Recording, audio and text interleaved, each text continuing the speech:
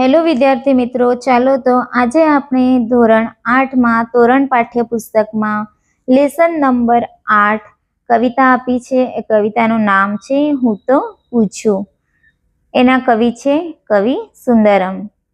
તો આ કવિતામાં આપણને કુદરતી કલાનો જે અનુભવ છે એ કરવાનો છે. અહીં આપણને અથર્વ અને શિક્ષક જે છે એ બે પાત્ર દેખાય છે. શિક્ષક વર્ગમાં આવે છે અને અથર્વ જે છે એ શિક્ષક આવે એટલે ઊભો થાય છે અને શિક્ષકને સવાલ કરે છે, સર, મારા મનમાં અવનવા પ્રશ્નો આવી રહ્યા છે, એટલે કે અલગ અલગ પ્રશ્ન આવી રહ્યા છે, શું તમે એના જવાબ આપશો? ત્યારે અથર્વ કહે, સર, ગુલાબના ફૂલમાં કાંટા કેમ હોય છે? કમળ કાદવમાં જ કેમ ખીલે છે? અને આભમાં એટલે જ કે આકાશમાં તારાઓ રાત્રે જ કેમ ચમકે છે? સૂરજ જે છે એ પૂર્વમાં જ કેમ ઉગે છે? આવા બધા જે સવાલ છે આ મને થઈ રહ્યા છે. આમ અથર્વ સરને કહે છે. ત્યારે શિક્ષક કહે છે, આ બધાની પાછળ કુદરતી રહસ્ય છે અને તારા જ જેવા પ્રશ્નો જે છે એ કવિ સુંદરમને પણ થયા છે, જે તમને હું આ કવિતા દ્વારા સમજાવું. તો ચાલો કવિતાની શરૂઆત કરીએ. આ કવિતા જે લખી છે એ કવિનું નામ છે સુંદરમ. આ કવિતામાં કવિને અનેક પ્રશ્નો ઉદ્ભવ્યા છે. એ આ કવિતાના મારફત એ કવિ સમજવા માંગે છે. કવિ કહે છે, હું તો પૂછું કે મોરલાની પીંછીમાં રંગ રંગવાળી આ ટીલડી કોણે જડી? કવિ કહે છે કે હું પૂછું કે મોરલાની એટલે જ કે મોરની પીંછીમાં, મોરના પંખમાં રંગ અનેક રંગો હોય છે, રંગબેરંગી કલર હોય છે અને આ કલર જે છે એ ટીલડી જેવા મને દેખાય છે. આ કોણ, એનું કરનાર કોણ છે?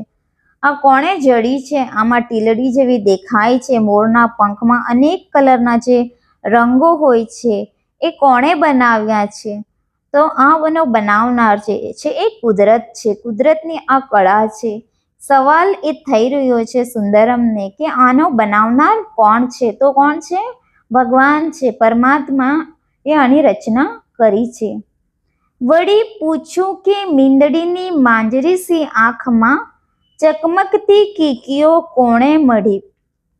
વળી પૂછું એટલે જ કે હું પાછું પૂછું છું. કવિ કહે છે કે મીંદડી એટલે જ કે બિલાડીની માંજરી આંખમાં, માંજરી આંખ એટલે ભૂરી આંખ હોય એને માંજરી આંખ કહેવાય, અને ચકમકતી કીકીઓ કોણે મળી? બિલાડીની આંખ જે છે એ ખૂબ ચમકતી હોય છે અને કીકી એટલે જ કે આપણી આંખનો બ્લેક ભાગ જે છે, નાજુક ભાગ, એને કીકી કહેવામાં આવે છે.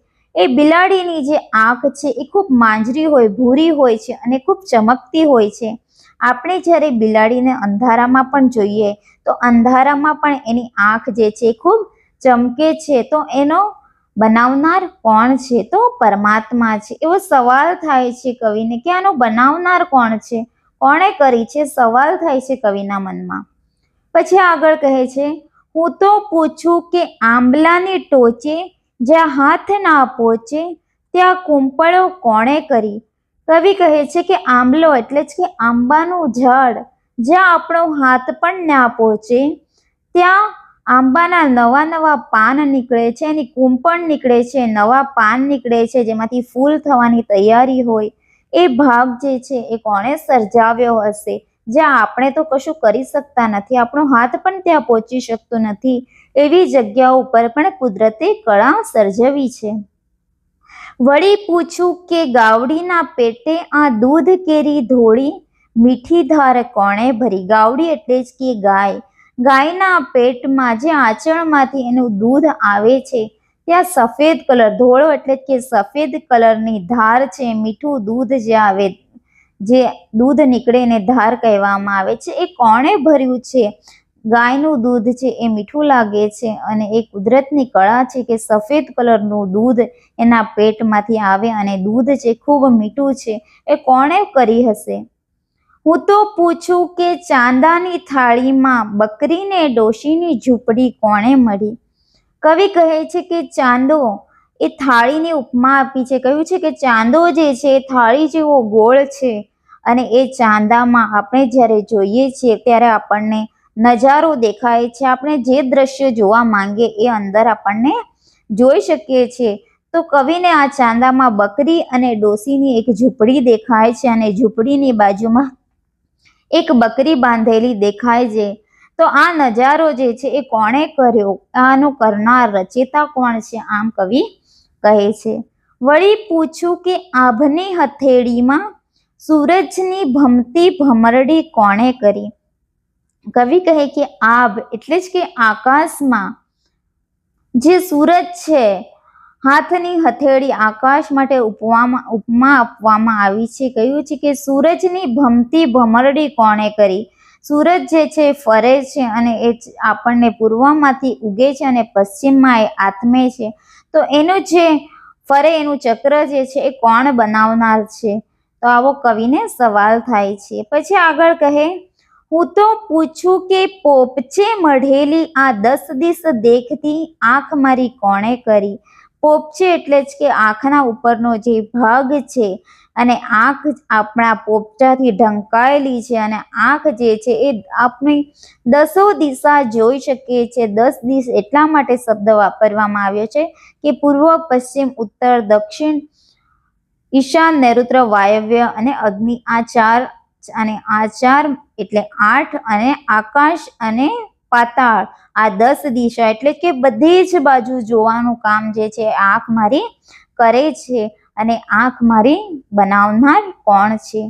વળી પૂછું કે નવલખ તારે મઢેલિયા આભલાની ચૂંદડી કોણે કરી. કવિ કહે છે કે હું પાછો પૂછું, મને હજી પ્રશ્ન થાય છે કે 9 લખ એટલે જ કે 9 લાખ તારા જેવા આકાશમાં છે અને આભલું એટલે જ કે આકાશમાં એવી ચૂંદડી હોય કોઈ માતાજીને પહેરાવવા માટે અને એ ચૂંદડીમાં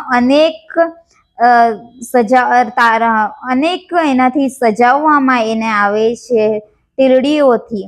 એવું આભને જે છે ચૂંદડીની ઉપમા આપવામાં આવી છે અને કહ્યું છે કે આભ જે છે અનેક 9 લાખ તારાથી અનેક ગણા તારાઓથી સજાવેલું છે, જે ચૂંદડી જેવું દેખાઈ રહ્યું છે. એનો બનાવનાર કોણ છે? તો આ બધાની રચના કરનાર કોણ છે? તો પરમપિતા પરમાત્મા છે. ભગવાને આની રચના કરી છે, કુદરતી રચના છે. આ કુદરતની કળાનો અહીં ઉલ્લેખ કરવામાં આવ્યો છે આ કવિતામાંથી.